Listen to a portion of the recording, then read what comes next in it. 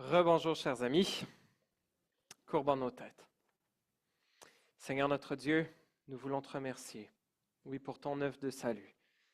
Merci d'être ce Dieu d'amour, ce Dieu d'adoption, ce Dieu qui offre une famille qui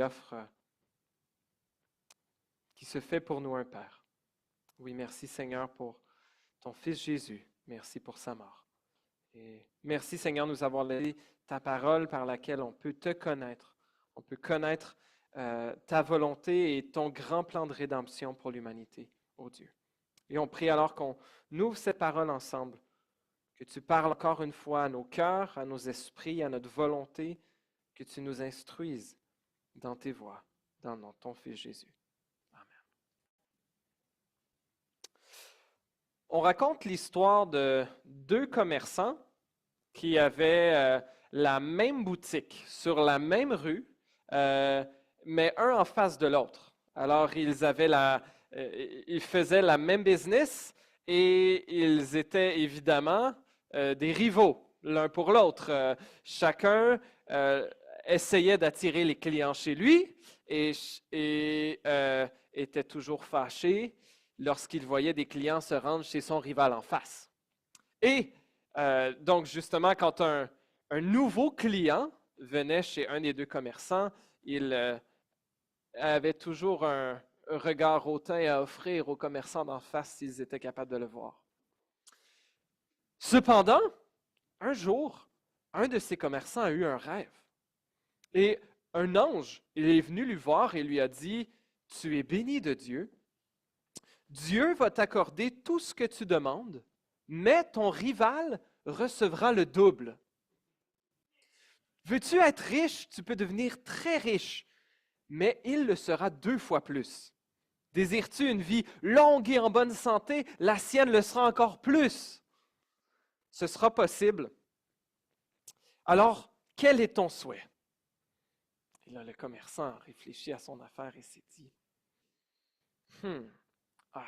j'ai trouvé.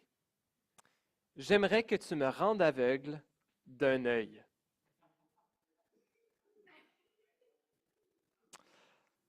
Ce que la jalousie peut nous faire, n'est-ce pas, chers amis? On va voir aujourd'hui la jalousie, justement, du roi Saül envers David. Et j'ai appelé le message d'aujourd'hui « Jalousie meurtrière et protection divine ». Le dictionnaire Robert en ligne donne 2 définitions pour la jalousie, et peut-être que justement jalousie peut deux connotations importantes. La première, c'est la jalousie qu'on peut avoir par rapport à un être aimé, un être cher, lorsqu'on a un amour romantique pour quelqu'un et on est jaloux de cette personne.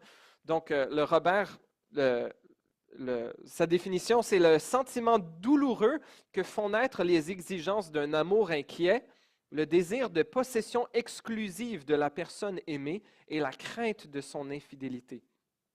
Alors, il peut y avoir, dans ce type de jalousie, il peut y avoir une bonne jalousie. Et ma femme peut avoir une bonne jalousie envers moi, que mes yeux ne soient que pour elle, que mon amour ne soit que pour elle, et moi vice-versa envers elle.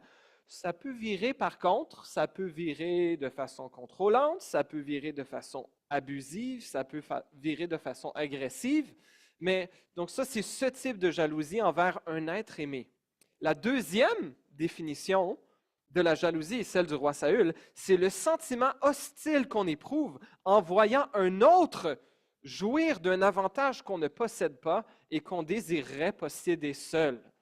C'est la jalousie de nos deux commerçants, l'un envers l'autre. On va regarder aujourd'hui comment, un commentateur a mentionné ceci, comment la jalousie est le premier pas vers le meurtre.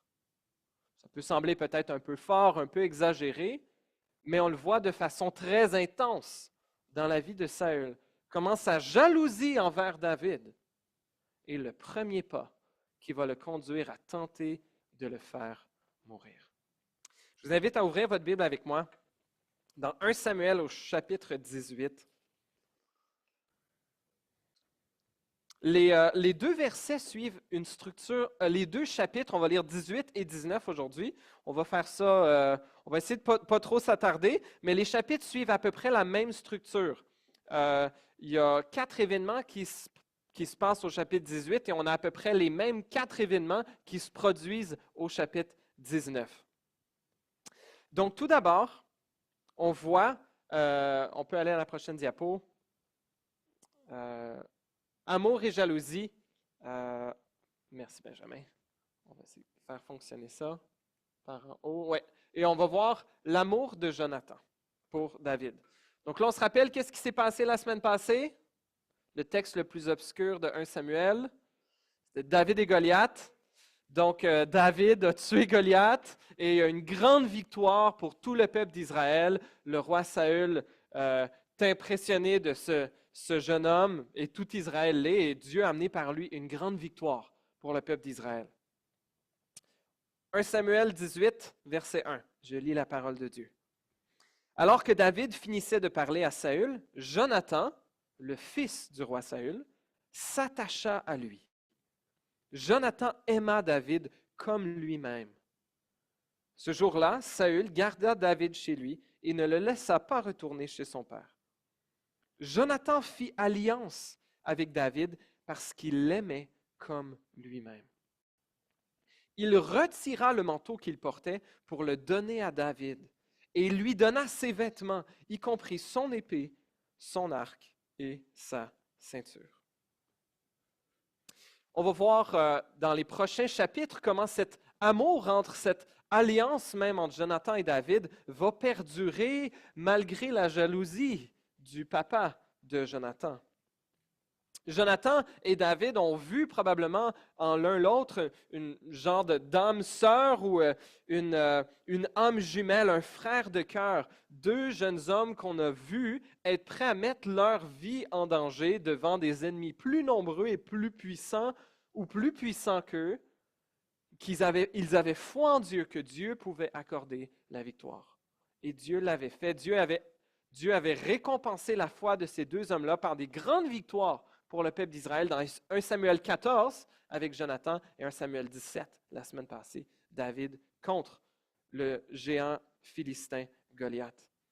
Et on voit Jonathan qui est le premier, on va voir tout le monde va aimer David. Dans le chapitre 18, on va voir tout le monde aime David sauf Saül. Il va y avoir, et Jonathan est le premier qu'on voit qui nous dit ceci. Au verset 1, Jonathan s'attacha à David. Jonathan aima David comme lui-même. Même verset 3, il fit alliance avec David parce qu'il l'aimait comme lui-même. Ils vont renouveler leur alliance plus tard dans les chapitres qui viennent. Et c'est intéressant comment Jonathan il donne ses vêtements à David. Pas dans le micro. C'est important à savoir ici, on se souvient, Saül est le roi d'Israël, mais Dieu lui a dit, tu ne seras plus roi et tu n'auras plus de dynastie, même le royaume va être retranché à toi. Et Jonathan, lui, est le fils aîné de Saül, il est le prince héritier, il est celui qui devrait accéder au trône après la mort de son père. Et David, ici, devrait être, s'il est bel et bien celui qui montera sur le trône, ne devrait pas être son ami, il devrait être son rival. Quelqu'un disait, quand un prétendant au trône arrive, tu ne lui cèdes pas tes droits à la couronne, tu l'élimines. Mais ce que Jonathan fait ici, en donnant ses vêtements, son épée, son arc, sa ceinture à David, c'est presque un geste, et ce n'est pas aussi clair, c'est un peu voilé ici, mais ça va être, on ne sait pas ce que Jonathan comprenait vraiment à propos de qui David allait devenir pour le peuple d'Israël, qu'il était le futur roi, mais dans les chapitres qui suivent, Jonathan va le dire explicitement, tu vas régner sur Israël et je serai ton bras droit. Mon père Saül le sait bien aussi. Ça, c'est dans 1 Samuel 23, verset 17. Mais Jonathan qui donne ses vêtements à David, ça fait penser à lorsque le prêtre Aaron est mort, où il allait mourir, on a pris ses vêtements et on les a donnés à son fils. C'est un symbole que c'est lui qui allait être le prochain grand prêtre. Dans 1 Roi 19, on a le prophète Élie qui lance son manteau sur le prophète Élisée. Et quand Élie est emporté au ciel, Élisée ramasse le manteau de Élie. C'est un signe d'un peu la transmission de cette mission que Dieu avait confiée comme prophète, comme prêtre, et ici on dirait presque comme roi. Et j'ai trouvé très intéressant, un commentateur citait un document acadien pas comme l'Acadie au Canada, mais avec 2 K, un document acadien à Ougarit, dans lequel le roi Outri-Charuma, dont je n'avais jamais entendu parler, un roi du 13e siècle avant Jésus-Christ, on a trouvé un document où il fait une entente de divorce avec sa reine, et il dit, dans son entente de divorce, que le prince héritier peut aller avec sa mère s'il le veut, mais il va renoncer à la couronne. Et la façon de le démontrer, c'est de laisser ses vêtements sur le trône. Alors, il y a peut-être bien un parallèle ici de Jonathan, son amour pour David, cette alliance qui donne ses vêtements à David, même si ce n'est pas complètement conscient, ça préfigure le fait que Jonathan, lui, est prêt à ce que David soit roi à sa place. Quelle humilité! Qu'il ne s'accroche pas au trône qui lui reviendrait de droit selon tous les droits de l'époque, mais qui reconnaît que Dieu a choisi un autre homme que lui, et Jonathan est en paix avec ça. Et même Jonathan veut élever et protéger son ami. Nous avons besoin d'amitié aujourd'hui. On pourrait faire une série même sur l'amitié. Et l'amitié est en perte de vitesse aujourd'hui. Alors que nos options pour se connecter avec le monde entier augmentent, nos connexions humaines, bien souvent, diminuent de plus en plus. Et je n'ai pas de statistiques à vous présenter particulièrement ce matin, mais je sais que les tendances sociales et si vous avez vécu avant l'ère de l'Internet ou avant l'ère des réseaux sociaux, vous sentez probablement comment on est encore plus isolé maintenant qu'on ne l'était il y a 15-20 ans. On a besoin d'amis. On a besoin de famille. Et on a besoin d'être ça les uns pour les autres. Dans l'Église et notre communauté aussi, bien souvent, les gens se retrouvent seuls et cherchent des amis. Serons-nous là les uns pour les autres et pour ce monde qui est en recherche de vrai amour. Deuxièmement, on voit les victoires de David qui vont et l'amour du peuple. On a vu l'amour de Jonathan et là on va voir l'amour de tout le peuple. Mais ça ne va pas amener la grande joie de Saül. Au contraire, Saül va faire sa première tentative de meurtre à la lance contre David. On va lire le texte du verset 5 à 16. David partait en campagne et il réussissait partout où l'envoyait Saül. Celui-ci le mit à la tête des hommes de guerre et il plaisait à tout le peuple, même aux serviteurs de Saül. Alors qu'il revenait de guerre, après que David eut tué le Philistin, les femmes sortirent de toutes les villes d'Israël à la rencontre du roi Saül. Elles chantaient et dansaient au son des tambourins et des triangles, et elles poussaient des cris de joie. Les femmes qui chantaient se répondaient les unes aux autres, disant, et on n'a pas la musique ici, sinon je vous la chanterais, mais Saül a frappé ses 1000 et David ses 10 000. Et répondaient l'une à l'autre. Saül fut très irrité. Très mal la situation. Il dit, on donne 10 000 à David? Et c'est à moi que l'on donne l'île? Il ne lui manque plus que la royauté? David, je l'ai ajouté. Saül regarda David avec malveillance à partir de ce jour et par la suite. Le lendemain matin, le esprit envoyé par Dieu, on avait vu au chapitre 16, vint sur Saül qui eut des accès de délire au milieu de sa maison. David jouait comme les autres jours, harpe, la lyre, et Saül avait sa lance à la main. Saül leva sa lance en se disant, « Je vais clouer David contre la paroi. » Mais David l'évita par 2 fois. Saül éprouvait de la peur vis-à-vis de David parce que l'Éternel est David alors qu'il s'était retiré de lui. Il l'éloigna de lui et l'établit chef d'homme. David partait en campagne et en revenait à la tête du peuple. Il réussissait dans toutes ses entreprises et l'Éternel était avec lui. Voyant qu'il réussissait toujours, Saül avait peur de lui.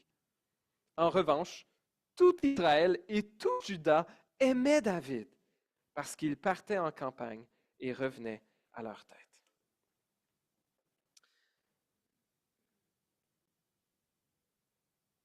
Certains commentateurs même ont mentionné que c'est intéressant que Saül en veut à David à cause de ses victoires militaires. Et lui qui est dans sa maison, David est juste à côté à une lance et pas capable de tuer un gars qui ne s'attend même pas à une attaque. Il disait qu'il y avait presque une ironie dans le fait que Saül, qui déteste David à cause de ses prouesses militaires, n'arrive même pas, lui, à l'attaquer alors que ça devrait être facile de le toucher avec sa lance. Mais tout Israël aime David, même les serviteurs de Saül. Et les chants des femmes ne lui font pas grand plaisir. Et la raison, par contre, ce qui revient à 2 reprises, ça dit que Saül a eu peur de David parce que l'Éternel était avec lui. Il était avec David alors qu'il s'était retiré de Saül. Chers amis, comment est-ce que toi, tu fais face au succès des autres?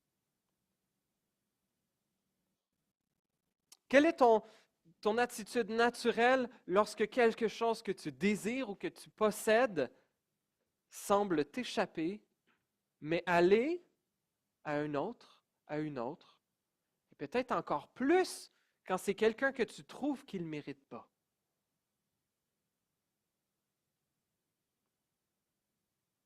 Les enfants des autres, peut-être qu'ils en aient point, ou leur succès, ou le caractère, ou la santé des enfants des autres. Peut-être que c'est au niveau du travail. On regarde l'emploi de notre collègue ou d'un père, la promotion, le poste, un patron, un collègue, le salaire, la maison, les possessions, les vacances, les voyages. Sommes-nous jaloux de la beauté, les cheveux, la peau, la santé, la minceur, l'âge? Sommes-nous jaloux des habiletés des autres, des dons, facilités, la motivation, la discipline de quelqu'un d'autre, le succès d'un autre, le confort apparent, l'absence de souffrance, la facilité, alors que ce n'est pas mon cas, alors que ce n'est pas ton cas? En fait, la jalousie révèle bien souvent nos idoles. Notre jalousie révèle ce que nous aimons en fait plus que Dieu, de sorte que nous ne sommes pas capables de nous réjouir avec ceux qui se réjouissent, mais nous envions alors que nous devrions nous réjouir. Un des pères fondateurs des États-Unis, Benjamin Franklin, a dit ceci.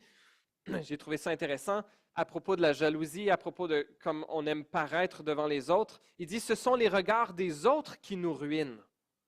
Si tout le monde sauf moi était aveugle, je ne voudrais ni une belle maison, ni de beaux meubles. Intéressant.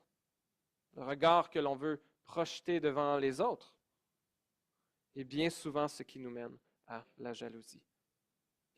N'oublions pas, chers amis, peut-être qu'on est loin du type de jalousie de Saül ici qui cherche à littéralement tuer, assassiner son rival.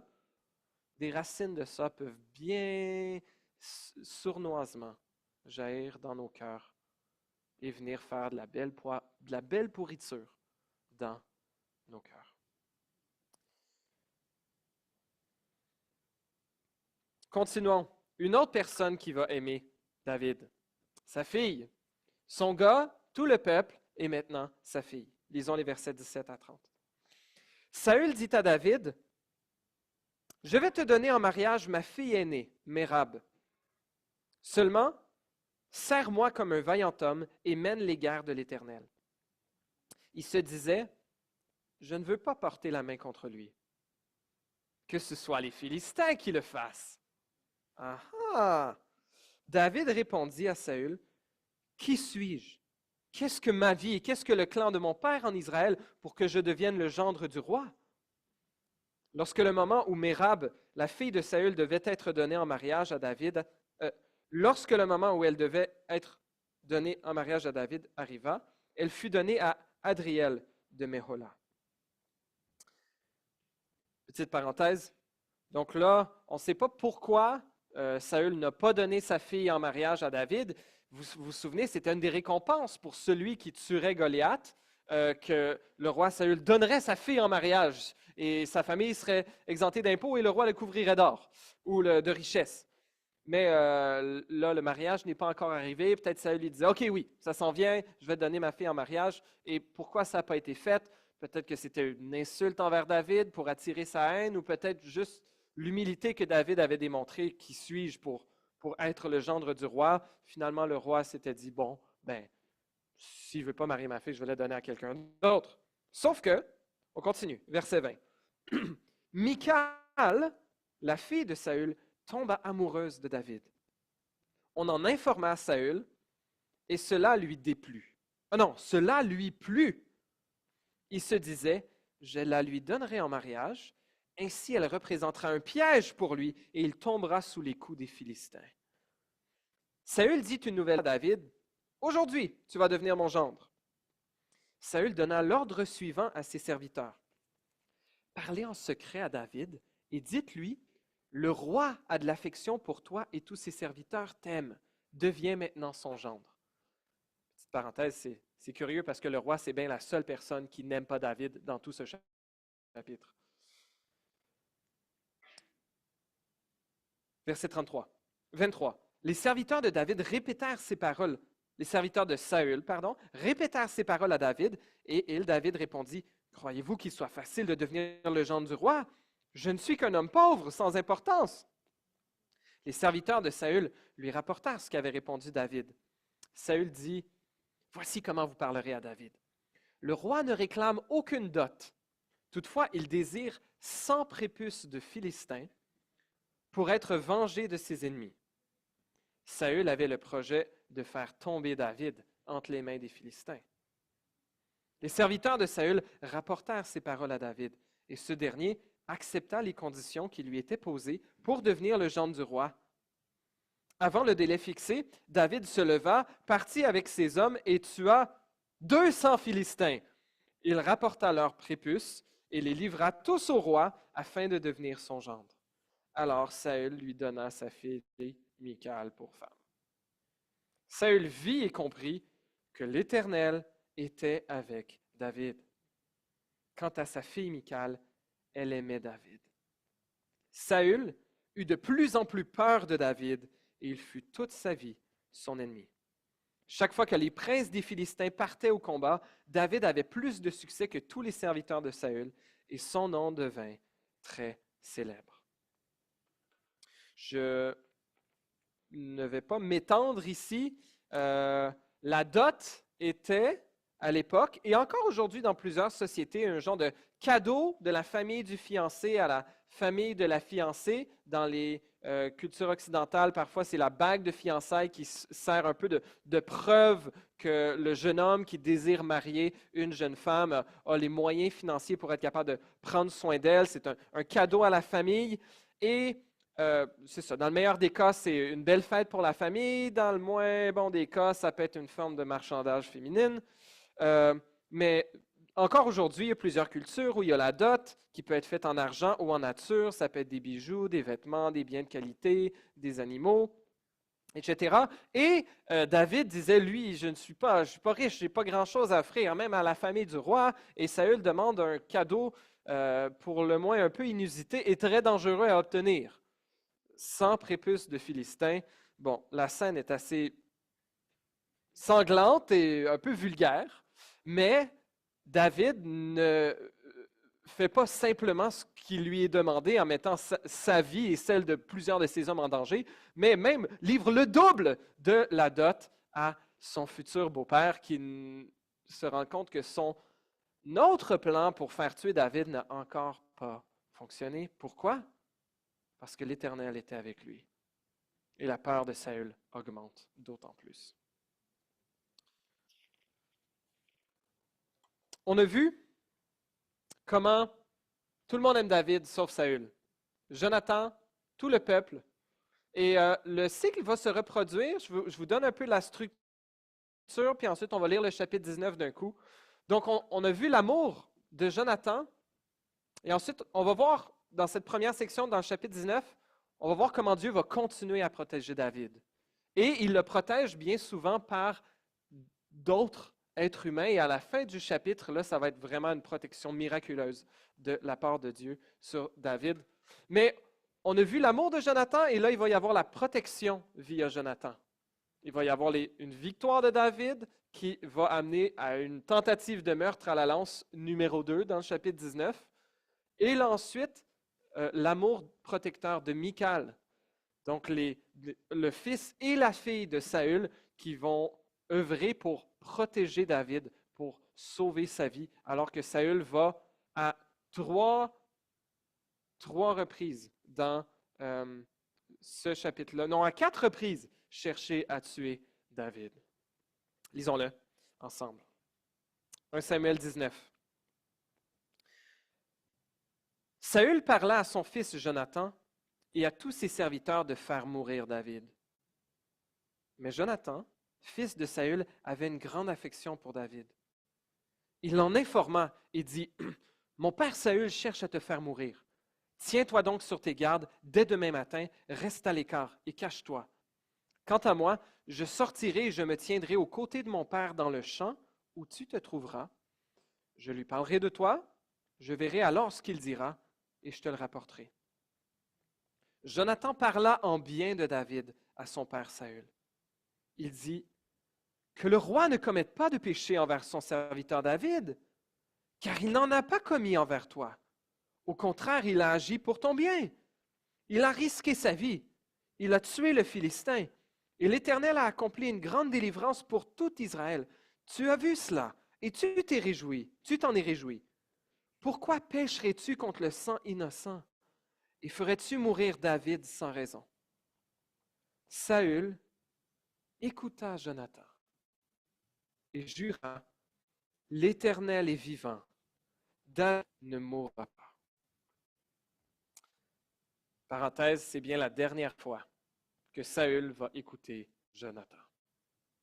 Il l'écoute ici, mais dans les prochains chapitres, et c'est comme ce cycle qui va revenir où Saül cherche à tuer David, mais Dieu continue à protéger David.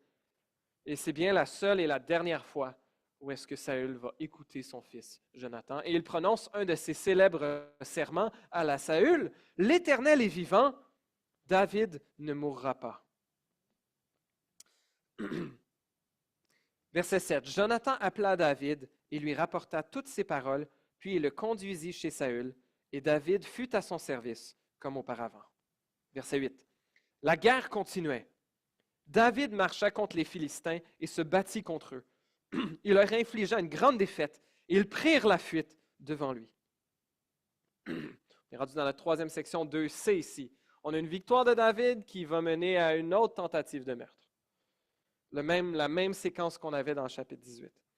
Alors le mauvais esprit envoyé par l'Éternel fut sur Saül.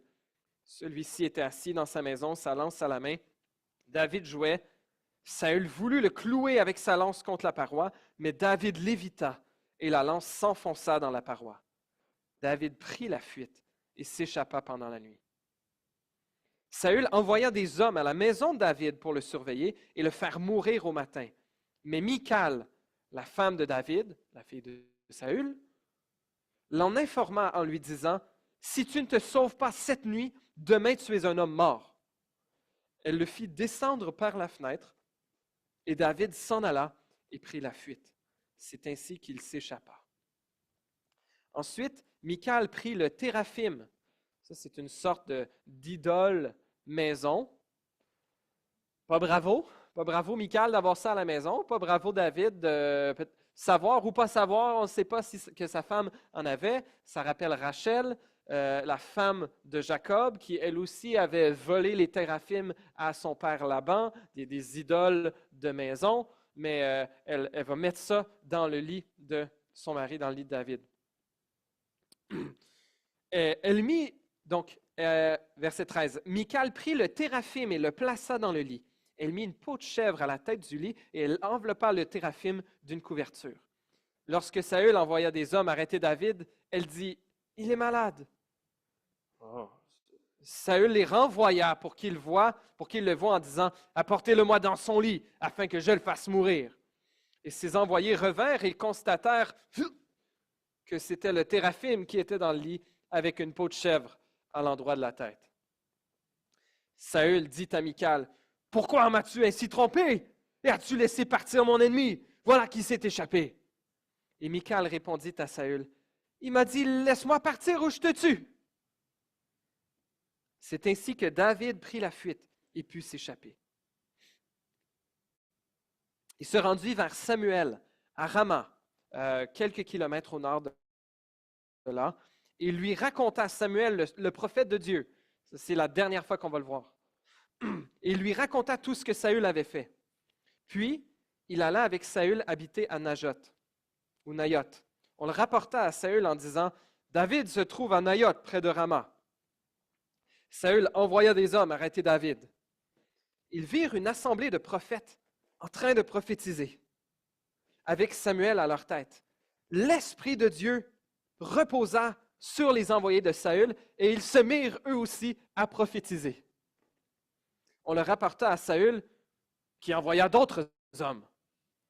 Et eux aussi se mirent à prophétiser. Il en envoya encore pour la troisième fois et ils se mirent également à prophétiser. Alors Saül se rendit lui-même à Rama. Arrivé à la grande citerne qui se trouve à ses coups, il demanda « Où sont Samuel et David ?» On lui répondit « Ils sont à Nayoth, près de Rama. » Il prit alors la direction de Nayoth, près de Rama, et l'Esprit de Dieu reposa aussi sur lui. Et Saül continua son chemin en prophétisant jusqu'à son arrivée à Nayoth, près de Rama. Il retira ses vêtements et prophétisa aussi devant Samuel et se jeta nu par terre et resta ainsi tout ce jour-là et toute la nuit. Voilà pourquoi l'on dit, Saül est-il aussi parmi les prophètes? Dicton bien connu. On voit dans ce chapitre comment Dieu protège David encore. L'Éternel était avec David. Et malgré qu'à 4 reprises, Saül cherche à le faire mourir, Dieu le protège encore de plusieurs façons différentes. Dieu le protège par le fils de Saül et par la fille de Saül. Jonathan qui arrive à convaincre son père, et Saül est encore dans un esprit sain pour être capable d'entendre raison. Effectivement, pourquoi est-ce que je ferais mourir David? Qu'est-ce qu'il m'a fait? Dieu a opéré une grande délivrance à travers lui. Et David n'était pas du tout en train de tenter d'usurper le trône. Et même Dieu va lui offrir ça sur un plateau d'argent dans quelques chapitres, David va le refuser. Je ne toucherai pas à loin de l'Éternel. Mais Dieu se sert de Jonathan, de Michal, un coup de chance peut-être que Saül rate son coup avec sa lance ou les réflexes de David ou qu'il a été chanceux, entre guillemets, pour éviter la lance de David. On le voit finalement lorsque David se rend à Samuel, il dit là, j'ai plus de ressources, je me rends jusqu'au prophète de l'Éternel, sûrement que lui, il va pouvoir faire quelque chose pour me protéger, ou il pourra essayer de convaincre Saül, mais Samuel n'a rien à faire. Il dirige la troupe de prophètes et il y a comme une puissance surnaturelle de l'Esprit de Dieu, une forme de prophétie un peu inhabituelle. Souvent, la prophétie, c'est que les prophètes sont revêtus d'une force de Dieu pour parler avec courage, amener une parole de Dieu, mais ici, on dirait presque que les gens qui sont revêtus de l'Esprit de Dieu entrent dans une forme de transe dont ils ne se contrôlent pas. Et même David Pour Saül, Dieu le rend complètement inapte à se dévêtir, presque une métaphore de toute sa dignité royale, qu'en cherchant à s'opposer au plan de Dieu, il se dévêt et s'écrase nu par terre, à tenter de s'opposer à la volonté de Dieu. Et à la fin de ce chapitre, David est toujours en danger. Et David va être en danger jusqu'à ce que Saül meure dans 12 chapitres. Or, nous avons vu juste aujourd'hui comment Dieu a délivré David à maintes reprises. Et peu importe la façon par laquelle Dieu délivre, c'est ultimement toujours lui qui le fait.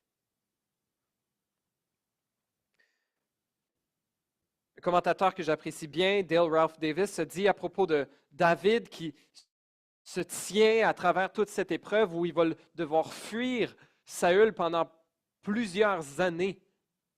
Il dit ceci: « Parfois, la preuve la plus évidente que Dieu ne vous a pas abandonné n'est pas que vous avez surmonté l'épreuve avec succès, mais que vous vous tenez encore debout en plein cœur de celle-ci. » Chers amis, peut-être que vous, en ce moment, vous vous tenez en plein milieu d'une épreuve, que vous vous demandez, est-ce que Dieu m'a abandonné? Et peut-être que David se posait la même question. Pourquoi est-ce que mes ennemis me pourchassent encore? Oui, Dieu m'a délivré, mais pourquoi encore et encore et encore? Pourtant, Dieu le tient debout. Cher ami, si tu tiens encore debout aujourd'hui, c'est fort probablement parce que Dieu est avec toi, parce qu'il va te soutenir et qu'il va te protéger. Nous ne sommes pas David. Nous n'avons pas été oints par un prophète de Dieu nous indiquant que nous serons rois ou reines d'Israël. Pardon, vous et moi ne serons pas les récipiendaires d'une alliance éternelle qu'un de nos fils siégera à jamais sur le trône du peuple de Dieu. Mais dans un certain sens, nous sommes tous sous une protection à la David, dans le sens que nous pouvons être confiants que Dieu va nous garder jusqu'à ce que peu importe ce qu'il a souverainement ordonné que nous fassions soit accompli. J'ai repensé à une citation que j'avais apprise d'un monsieur ici, en conclusion, qui s'appelle David Livingstone, qui était un médecin écossais qui est devenu explorateur et missionnaire en Afrique au 19e siècle. Son but principal était d'évangéliser l'Afrique et il a travaillé très fort pour l'abolition de l'esclavage en Afrique. Et son héritage est complexe parce que, comme les Occidentaux de son époque, il avait une très haute vision de l'Empire britannique. Oui, c'est ça. Donc, la haute idée qu'il avait de sa culture d'origine et sa volonté de faire bénéficier les Africains des avantages de la civilisation britannique en ont fait un précurseur de l'impérialisme colonial européen qui s'est déployé après sa mort. Citation de Wikipédia. Mais David Livingstone a affronté de nombreux dangers, la maladie, des attaques d'animaux sauvages, des conflits avec les populations locales hostiles. Or, lui, il voyait sa mission d'exploration et d'évangélisation comme un appel divin. Et il croyait fermement la chose suivante qu'il a dit de différentes façons dans ses lettres. La citation que j'ai mise à l'écran, il a dit « Je suis immortel jusqu'à ce que l'œuvre que Dieu m'a confiée soit achevée. » Plusieurs lui disaient « David, qu'est-ce que tu fais en Afrique? Qu'est-ce que tu fais à t'exposer à tous ces dangers? Tu vas mourir, c'est sûr! » Puis il lui disait « Non, pas tant que la mission que Dieu m'a confiée soit accomplie. » Et chers amis, c'est un peu vrai pour tout le monde. Le jour de notre mort viendra, oui. Et ça pourrait être plus vite qu'on l'espérait. J'ai un très bon ami qui est, plusieurs d'entre vous le connaissez, Josh, il est décédé à 27 ans, une rupture de l'aorte dans son sommeil. Et il est en train de faire des études théologiques pour devenir un pasteur théologien pour le Québec, un Albertain venu au Québec, appris le français, marié une Québécoise, etc. Et il est mort comme ça pendant la nuit à 27 ans. On dirait, mais Seigneur, il y avait 40 ans de ministère dans le corps qui lui restait. Mais sa mission était accomplie. Et on ne sait pas c'est quoi la mission que Dieu nous a confiée. Mais mon ami Josh, et nous tous, nous sommes essentiellement immortels jusqu'à ce que la mission que Dieu nous a confiée soit achevée. Ce n'est pas une excuse pour se mettre en danger de façon stupide, mais le Seigneur saura nous protéger tant que nos jours ne sont pas terminés. Et ultimement, notre protection n'est pas nécessairement comme David la certitude que nous ne mourrons pas avant d'être sur le trône d'Israël et qu'un de nos fils régnera éternellement sur le trône d'Israël. Mais nous serons protégés. Si nous sommes enfants de Dieu, nous serons protégés de nos pires ennemis. Du diable, nous serons protégés du péché, de l'abandon de la foi. Que le Seigneur nous garde à demeurer fidèles à cet appel. David n'avait rien fait pour mériter la mort et la haine de Saül. Et Dieu l'a protégé dans son innocence. Il a vécu beaucoup de souffrances, par contre, beaucoup de souffrances, beaucoup d'injustices, de persécutions qu'il ne méritait pas. Et David, de cette façon-là, est précurseur de son descendant, le Messie par excellence. Jésus, le plus grand et plus digne David, encore plus innocent, mais qui, lui, n'a pas été protégé à la fin de sa vie. Oui, tant que son heure n'était pas venue, il a été épargné. Mais lorsque les temps étaient accomplis, lorsqu'il était temps pour lui d'être glorifié, dans les termes de l'apôtre Jean, le plan de Dieu pour lui incluait la trahison, être victime d'un procès injuste, illégal et truqué, le supplice, la torture, le tourment et la mort. Mais c'était le plan de Dieu pour faire de nous, faire de tous ceux qui croient en Jésus, ses enfants, pour nous réconcilier avec lui. David allait bientôt unir le peuple d'Israël après beaucoup de souffrances. Et ça a été le cas aussi pour notre Sauveur, qui s'est créé depuis un peuple non seulement régionalisé, non seulement des gens qui descendent d'une même grande famille, mais un peuple de toutes les nations, de toutes les cultures, de toutes les langues, et qui servent un roi éternel. Chers amis, David préfigure de façon imparfaite, mais quand même, notre grand Sauveur, Jésus. Et on peut le voir qui apparaît en filigrane derrière ce texte. Oui, Jésus a donné sa vie volontairement pour sauver des coupables tels que vous et moi. Sachons nous confier en lui. Sachons nous confier en Dieu lorsque nous vivons des épreuves également. Confiant que Dieu nous gardera jusqu'à la fin. Et que Dieu nous garde d'entretenir des désirs similaires à ceux de Saül et de désirer ce que le Seigneur n'a pas permis qu'il soit à nous pour le moment, qui nous donne des cœurs dans le contentement avec ce qu'il nous donne. Amen.